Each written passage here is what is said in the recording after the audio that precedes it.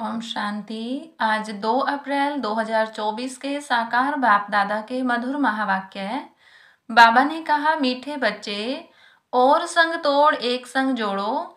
भाई भाई की दृष्टि से देखो तो देह नहीं देखेंगे, दृष्टि बिगड़ेगी नहीं, वाणी में ताकत रहेगी। प्रश्न, बाप बच्चों का कर्जदार है या बच्चे बाप के? उत्तर, तुम बच्चे तो अधिकारी हो, बाप तुम्हारा कर्जदार है। तुम बच्चे दान देते हो तो तुम्हें 1 का 100 गुना बाप को देना पड़ता है। ईश्वर अर्थ तुम जो देते हो दूसरे जन्म में उसका रिटर्न मिलता है। तुम चावल मुट्ठी देकर विश्व के मालिक बनते तो तुम्हें कितना प्राकदिल होना चाहिए। मैंने बाबा को दिया, यह ख्याल भी कभी नहीं आना चाहिए। ओम शांति। म्यूजियम प्रदर्शनी में समझाना है कि यह है पुरुषोत्तम संगम युग। समझदार तो सिर्फ तुम ही हो, तो सबको कितना समझाना पड़ता है कि यह पुरुषोत्तम संगम युग है। सबसे जास्ती सर्विस स्थान है म्यूजियम, वहां बहुत आते हैं। अच्छे सर्विसेबल बच्चे कम हैं। सर्विस स्टेशन सब सेंटर्स हैं। दिल्ली में लिखा है स्पिरिचुअल म्यूजियम, इसका भी ठीक अर्थ नहीं निकलता है।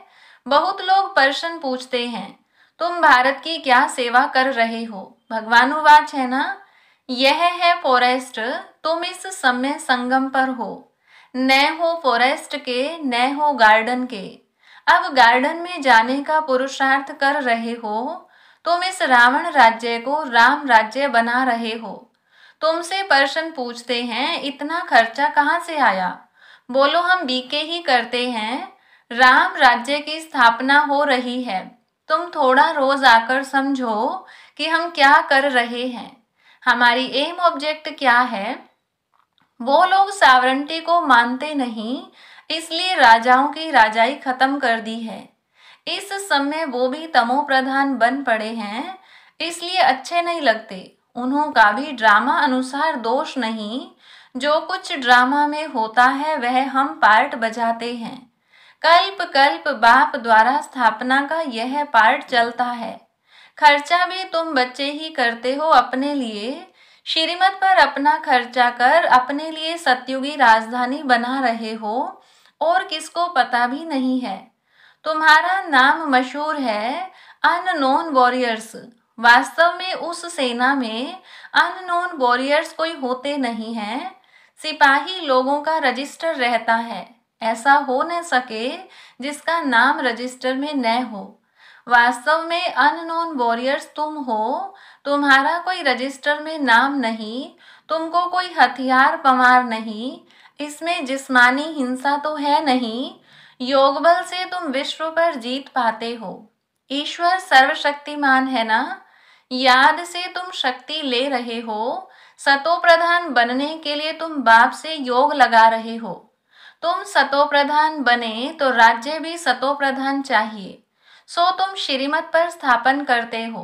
इनकॉग्निटो उनको कहा जाता है जो है परंतु देखने में न आए। तुम शिव बाबा को भी इन आंखों से नहीं देख सकते। तुम भी गुप्त, तो शक्ति भी तुम गुप्त ले रहे हो।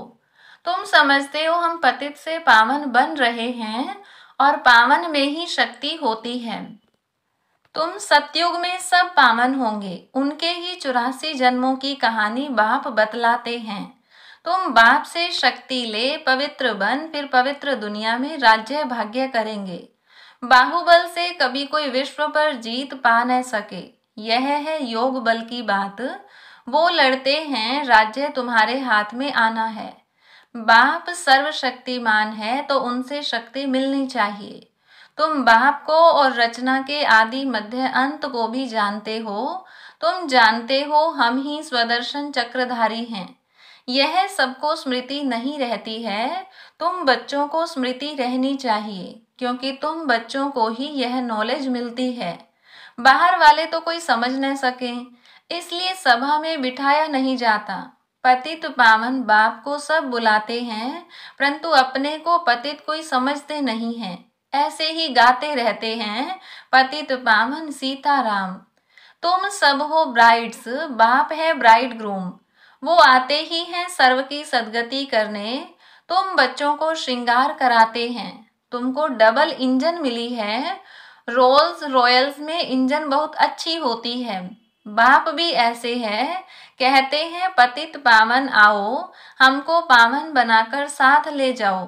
तुम सब शांत में बैठे हो, कोई झांझ आदि नहीं बजाते, तकलीफ की बात नहीं, चलते फिरते बाप को याद करते रहो, जो मिले उनको रास्ता बताते रहो। बाप कहते हैं मेरे व लक्ष्मी नारायण राधे कृष्ण आदि के जो भक्त हैं उनको यह दान देना है, व्यर्थ नहीं गंवाना है, पात्र को ही दान दिया जाता है। पतित मनुष्य पतित को ही दान देते रहते हैं। बाप है सर्वशक्तिमान, उनसे तुम शक्ति लेकर उत्तम बनते हो। रावण जब आता है उस समय भी संगम हुआ, त्रेता और द्वापर का। यह संगम है कलयुग और सतयुग का। ज्ञान कितना समय और भक्ति कितना समय चलती है, यह सब बातें तुमको समझकर समझानी है। मुख्य बात है बेहद के बाप को याद करो। जब बेहद का बाप आते हैं तो विनाश भी होता है। महाभारत लड़ाई कब लगी? जब भगवान ने राजयोग सिखलाया था। समझ में आता है नई दुनिया का आदि, पुरानी दुनिया का अंत, अर्थात विनाश होना है। दुनिया घोर अंधियारे में पड़ी है, अब उनको जगाना है। आधा कल्प से सोए पड़े हैं। बाप समझाते हैं अपने को आत्मा समझ, भाई भाई की दृष्टि से देखो, तो तुम जब किसको ज्ञान देंगे तो तुम्हारी वाणी में ताकत आएगी। आत्मा ही पावन और पतित बनती है। आत्मा पावन बने तब शरीर भी पावन मिले। अभी तो मिल न सके, पावन सभी को बनना है, कोई योग बल से, कोई सजाओं से। मेहनत है याद के यात्रा की, बाबा प्रैक्टिस भी कराते रहते हैं। कहाँ भी जाओ तो बाबा की याद में जाओ। जैसे पादरी लोग शांति में क्राइस्ट की याद में जाते हैं और क्राइस्ट को याद करते हैं। भारतवासी तो अनेकों को याद करते हैं। बाप कहते हैं एक के सिवाय और किसी को याद न करो। बेहद के बाप से हम मुक्ति और जीवन मुक्ति के हकदार बनते हैं। सेकंड में जीवन मुक्ति मिलती है। सतयुग में सब जीवन मुक्ति में थे, कलयुग में सब जीवन बंद में हैं। यह किसको भी पता नहीं है। यह सब बातें बाप बच्चों को समझाते हैं। बच्चे फिर बाप का शो करते हैं, सब तरफ चक्कर लगाते हैं। तुम्हारा फर्ज है मनुष्य मात्र को यह पैगाम देना कि यह पुरुषोत्तम संगम युग है। बेहद का बाप बेहद का वर्षा देने आया है। बाप कहते हैं मामेकम याद करो तो विकर्म विनाश होंगे, पाप कट जाएंगे। यह है सच्ची गीता जो बाप सिखलाते हैं। मनुष्य मत से गिरे हो, भगवान की मत से तुम वर्षा ले रहे हो। मूल बात है उठते बैठते चलते फिरते बाबा को याद करते रहो और परिचय देते रहो। बैज तो तुम्हारे पास है, फ्री देने में हर्जा नहीं है, परंतु पात्र देखकर। बाप बच्चों को उलहना देते हैं कि तुम लौकिक बाप को याद करते हो और मुझ पारलौकिक बाप को भूल जाते हो। लज्जा नहीं आती? तुम ही पवित्र प्रवृत्ति मार्ग के ग्रस्त व्यवहार में थे, फिर अब बनना है। तुम हो भगवान के सौदागर, अपने अंदर देखो, बुद्धि कहाँ भटकती तो नहीं है। बाप को कितना समय याद किया। बाप कहते हैं और संग तोड़ एक संग जोड़ो, भूल नहीं करनी है। यह भी समझाया है भाई भाई की दृष्टि से देखो तो देह नहीं देखेंगे, दृष्टि बिगड़ेगी नहीं, मंजिल है ना। यह ज्ञान अभी ही तुमको मिलता है। भाई भाई तो सब कहते हैं, मनुष्य कहते हैं ब्रदरहुड। यह तो ठीक है, परमपिता परमात्मा की हम संतान हैं, फिर यहाँ क्यों बैठे हो? बाप स्वर्ग की स्थापना करते हैं तो ऐसे ऐसे समझाते उन्नति को प्राप्त करते रहो। बाप को सर्विसेबल बच्चियां बहुत चाहिए। सेंटर्स खुलते जाते हैं, बच्चों को शौक है, समझते हैं बहुतों का कल्याण होगा, परंतु टीचर्स संभालने वाली भी अच्छी महारथी चाहिए। टीचर्स भी नंबरवार हैं। बाबा कहते हैं जहाँ लक्ष्मी नारायण का मंदिर हो, शिव का मंदिर हो, गंगा का कंठा हो, जहाँ बहुत भीड़ होती हो, वहाँ सर्विस करनी चाहिए। समझाओ, भगवान कहते हैं काम महाशत्रु है, तुम श्रीमत प्रमाण सर्विस करते रहो, यह तुम्हारा ईश्वरीय परिवार है। यहाँ 7 रोज भट्टी में आकर परिवार के साथ रहते हो, तुम बच्चों को बहुत खुशी होनी चाहिए। बेहद का बाप जिससे तुम पद्मा पदम भाग्यशाली बनते हो, दुनिया जानती नहीं कि भगवान भी पढ़ा सकते हैं। यहाँ तुम पढ़ते हो तो तुमको कितनी खुशी होनी चाहिए। हम ऊंचते ऊंच जाने के लिए पढ़ रहे हैं, कितना फ्राक दिल होना चाहिए। बाप के ऊपर तुम कर्ज चढ़ाते हो। ईश्वर अर्थ जो देते हो, दूसरे जन्म में इनका रिटर्न लेते हो ना। बाबा को तुमने सब कुछ दिया तो बाबा को भी सब कुछ देना पड़ेगा। मैंने बाबा को दिया, यह कभी ख्याल नहीं आना चाहिए। बहुतों के अंदर चलता है, हमने इतना दिया, हमारी खातिरी क्यों नहीं हुई। तुम चावल मुट्ठी देकर विश्व की बादशाही लेते हो, बाबा तो दाता है ना। राजाएं रॉयल होते हैं, पहले पहले जब मुलाकात होती है तो हम नजराना देते हैं। वे कभी हाथ में नहीं लेंगे, सेक्रेटरी तरफ इशारा करेंगे। तो शिव बाबा जो दाता है वह कैसे लेंगे। यह बेहद का बाप है ना। इनके आगे तुम नजराना रखते हो, परंतु बाबा तो रिटर्न में 100 गुना देंगे। तो मैंने दिया, यह ख्याल कभी नहीं आना चाहिए। हमेशा समझो हम तो लेते हैं। वहां तुम पदम पति बनेंगे। तुम प्रैक्टिकल में पद्मा पदम भाग्यशाली बनते हो। बहुत बच्चे फ्राक दिल भी हैं तो कई मनहूस भी हैं। समझते ही नहीं हैं कि पद्मा पदम पति हम बनते हैं, हम बहुत सुखी बनते हैं। जब परमात्मा बाप गैर हाजिर है तो इनडायरेक्ट अल्पकाल के लिए फल देते हैं। जब हाजिर है तो 21 जन्म के लिए देते हैं। यह गाया हुआ है, शिव बाबा का भंडारा भरपूर। देखो ढेर बच्चे हैं, किसको भी यह मालूम नहीं है कि कौन क्या देते हैं।